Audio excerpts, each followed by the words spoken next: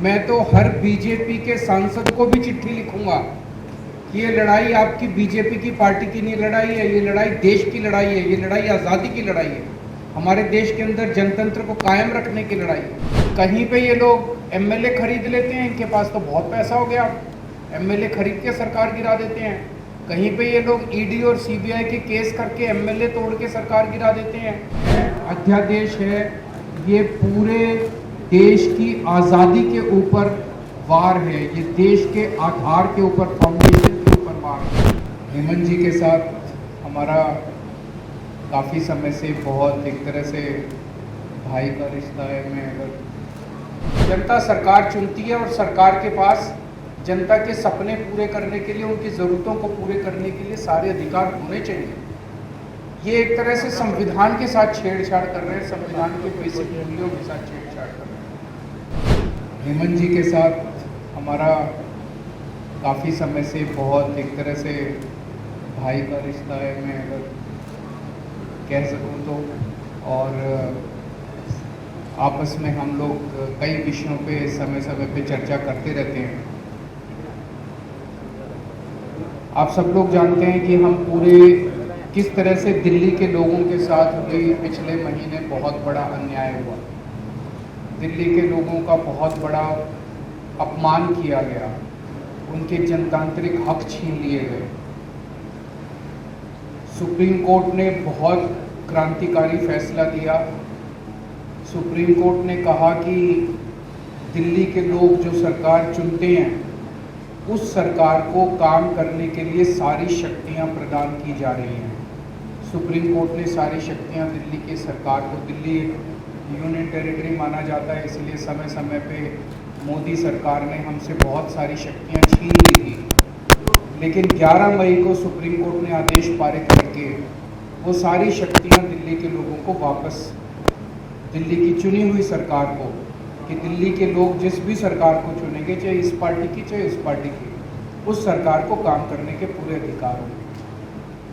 दुर्भाग्यवश 11 मई को ये ऑर्डर आया और 19 मई को, 8 दिन के अंदर 19 मई को रात को 10 बजे, रात के अंधेरे में मोदी सरकार ने अध्यादेश जारी करके सुप्रीम कोर्ट के आदेश को पलट दिया। मोदी सरकार ने कहा कि नहीं, दिल्ली की सरकार को हम काम नहीं करने देंगे, दिल्ली वाले जो मर्जी सरकार चुने उसको हम काम नहीं करने देंगे, उसको, उसके पास काम करने के लिए कोई शक्तियाँ नहीं। ये तो एक तरह से दिल्ली के लोगों का अपमान है, दिल्ली के लोगों के अधिकार छीन लिए गए और दिल्ली के लोगों को बिल्कुल एक तरह से जनतंत्र के अंदर एक बेदखल कर दिया गया, पूरी की पूरी दिल्ली के 2 करोड़ लोगों को। अब ये जो अध्यादेश जारी किया गया है, ये संसद में आएगा, संसद के मॉनसून सेशन में। तो बीजेपी की लोकसभा में तो बहुमत है, लेकिन राज्यसभा में बीजेपी के पास बहुमत नहीं है। उनकी 93 सीट्स हैं 238 में से। तो अगर नॉन बीजेपी सारी पार्टियां इकट्ठी हो जाएं तो इस अध्यादेश को हराया जा सकता, इसको बिल को हराया जा सकता है। ये बात केवल दिल्ली की नहीं है, ये बात इस देश के जनतंत्र की है, फेडरल प्रिंसिपल्स की है। आज ये दिल्ली के लिए ऐसा अध्यादेश लाए, कल ये ऐसा ही अध्यादेश झारखंड के लिए ला सकते हैं, राजस्थान के लिए ला सकते हैं, पंजाब के लिए ला सकते हैं, हरियाणा के लिए ला सकते हैं, तमिलनाडु के लिए ला सकते हैं। किसी भी राज्य के ऊपर कानून पास करके, अध्यादेश पास करके उसके हकों को छीना जा सकता है। ये तो एक तरह से देश की आज़ादी की बात है कि जनता सरकार चुनती है और सरकार के पास जनता के सपने पूरे करने के लिए, उनकी ज़रूरतों को पूरे करने के लिए सारे अधिकार होने चाहिए। ये एक तरह से संविधान के साथ छेड़छाड़ कर रहे हैं, संविधान के बेसिक मूल्यों के साथ छेड़छाड़ कर रहे हैं। हर हिंदुस्तानी का फर्ज है कि इस अध्यादेश का विरोध किया जाए। अभी हम पूरे देश भर में घूम रहे हैं और हमें सभी पार्टियों का बहुत अच्छा सहयोग मिला। आज काफ़ी लंबी चर्चा हुई हेमंत जी से, और मैं दिल्ली के लोगों की तरफ से हेमंत जी का और उनकी पार्टी का तहे दिल से शुक्रिया अदा करना चाहता हूँ कि उन्होंने पूरा सहयोग देने का हमें आश्वासन दिया है कि संसद के अंदर भी और संसद के बाहर भी जनतंत्र को कुचलने के लिए ये जो अध्यादेश लाया गया है, इसके खिलाफ वो पूरा हमें समर्थन देंगे। और दूसरी पार्टियों से भी मेरी सबसे अपील है, वैसे मैं सबसे जाके मिल रहा हूँ, सबका समर्थन भी मिल रहा है, लेकिन बाकी और अन्य पार्टियों से भी अपील है कि वो भी जन विरोधी, राष्ट्र विरोधी ये जो कानून है इसका विरोध करें। किसी भी राज्य के खिलाफ ऐसा अध्यादेश लाया जा सकता है।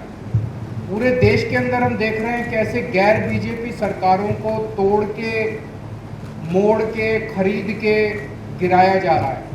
झारखंड के अंदर मैं हेमंत जी को बधाई देना चाहता हूं कि यहाँ भी उन्होंने कोशिश की इनकी सरकार तोड़ के गिरा, लेकिन इन्होंने उनकी षड्यंत्र को असफल कर दिया। कहीं पे ये लोग एमएलए खरीद लेते हैं, इनके पास तो बहुत पैसा हो गया, एमएलए खरीद के सरकार गिरा देते हैं। कहीं पे ये लोग ईडी और सीबीआई के केस करके एमएलए तोड़ के सरकार गिरा देते हैं। दिल्ली में ना हमारे एमएलए बिके, ना हमारे एमएलए टूटे, तो वहाँ पे फिर ये ऑर्डिनेंस लाके हमारे को काम नहीं करने दे रहे। ये पूरे देश के अंदर जो चल रहा है ये अच्छा नहीं चल रहा। नहीं, ये किसी के भी साथ हो सकता है। जो लड़ाई है वहाँ पे वाईएसआर के पास 13 सीटें हैं और 9 सीटें बिजली जनता दल के पास है। दोनों एनडीए के साथ बराबर रहे हैं, वो लोग हर एक मुद्दे पे वहाँ समर्थन करते हैं। कैसे आपको समर्थन देंगे? 9 है, 13 नहीं है, उसके पास, उनके पास भी 9 है, उनके पास भी 9 है। तो मेरा वो दोनों भी इम्पोर्टेंट है, हमारे लिए तो एक एक सीट इम्पोर्टेंट है। और मैं तो हर बीजेपी के सांसद को भी चिट्ठी लिखूंगा कि ये लड़ाई आपकी बीजेपी की पार्टी की नहीं लड़ाई है, ये लड़ाई देश की लड़ाई है, ये लड़ाई आज़ादी की लड़ाई है, हमारे देश के अंदर जनतंत्र को कायम रखने की लड़ाई है।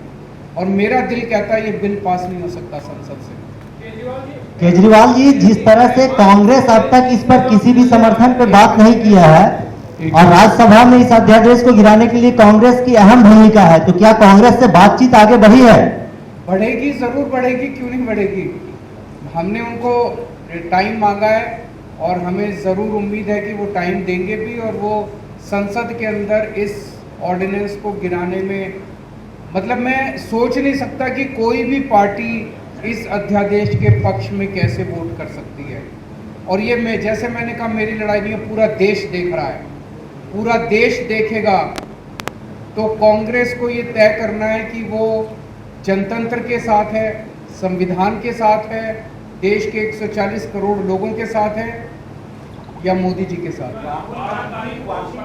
तब तक मैं समझता हूँ कि सबसे बात हो जाएगी। अभी 1.5-2 महीने हैं जब ये बिल संसद में आएगा, और तब तक सबसे बात हो जाएगी।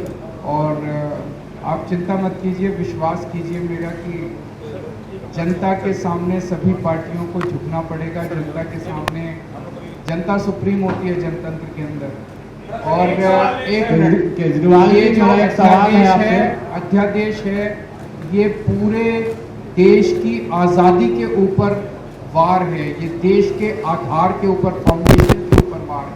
हमारे जो स्वतंत्रता सेनानी लड़े थे, आज़ादी इसीलिए प्राप्त की थी कि इस देश के अंदर जनतंत्र होगा, जनता चुन के अपनी सरकार बनाएगी, सरकार को सारी शक्तियाँ होंगी काम करने के लिए, और वो चुनी हुई सरकार काम करेगी। आज हमारे देश के अंदर जिस तरह से सरकारें गिराई जा रही है, चुनी हुई सरकारें चोरी की जा रही है, चुनी हुई सरकारों के ऊपर डाका डाला जा रहा है, जिस तरह से चुनी हुई सरकारों को अध्यादेश पारित करके काम नहीं करने दिया जा रहा, ये आज़ादी की लड़ाई है। और इसमें मैं समझता नहीं कि कोई भी पार्टी क्यों नहीं साथ आएगी, सब पार्टियां साथ आएंगी। आप इंतज़ार कीजिए, हमने शुरू की है ये संघर्ष, सबके साथ जाके मिल रहे हैं, सबके दरवाजे पे जाएंगे, हर पार्टी के दरवाजे पे जाएंगे, हर व्यक्ति के दरवाजे पे जाएंगे।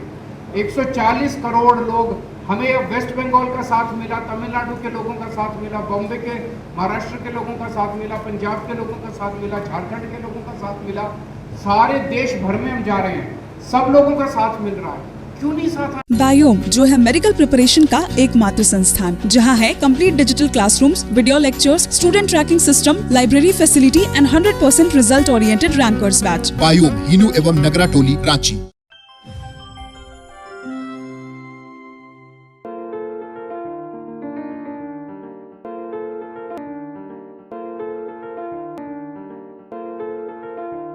thefollowup.in.